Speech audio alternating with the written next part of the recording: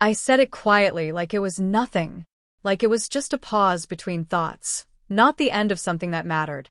I'm not ready for love. That's all I said. Simple. Soft.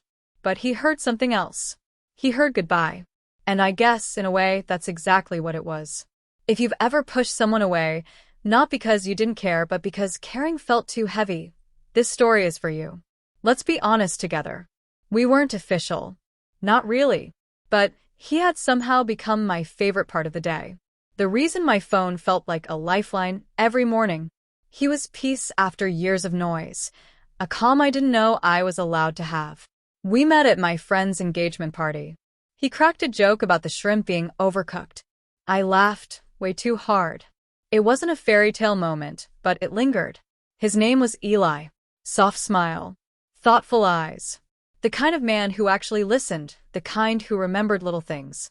That I liked my coffee extra sweet. That I hated crowded bars. He wasn't loud or trying to be noticed. He just showed up. Over and over again. And that scared me. Because I wasn't used to consistency.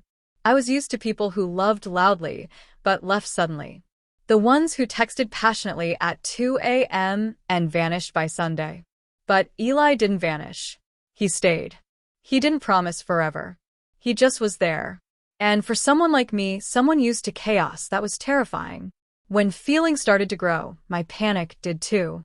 Because with him, there were no games to decode. No mixed signals. No drama to distract me from my fear. Just comfort. Safety. And that felt too real, too vulnerable. I remember the night I ruined it.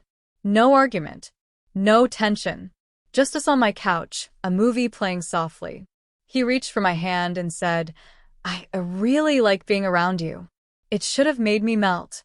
Instead, it made me panic. I smiled, pretending I was protecting us both, and said, I'm not ready for love. He hesitated, just for a breath, like he was trying to understand. Then he nodded once. Thanks for being honest. That was the last full sentence he ever said to me. No drama. No anger. No follow-up text asking if I really meant it. He just faded away. Gently. Like someone who respected me enough to take my words at face value. Even if they broke him a little. For a while I waited. Told myself he'd reach out eventually. That maybe he just needed time. That he'd send something simple like, wanna talk? And I'd fix it. But days became weeks. And silence stayed. I noticed one day he'd unfollowed me on Instagram. Not blocked, just gone.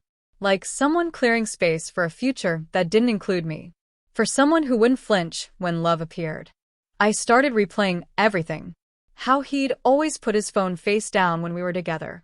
How he'd ask, where are you right now? When I drifted away in my head.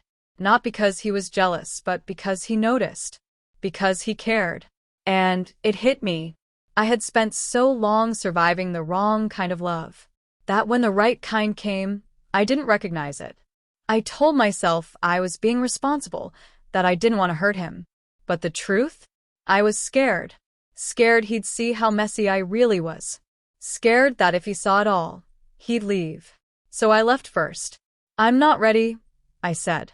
And he said, okay. And that was that. I tried dating again.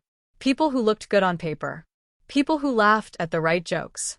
People who said all the right things. But none of them felt like Eli. None of them could sit with my silence and make it feel full. None of them remembered how I liked my eggs. None of them said my name like it was something worth saying slow.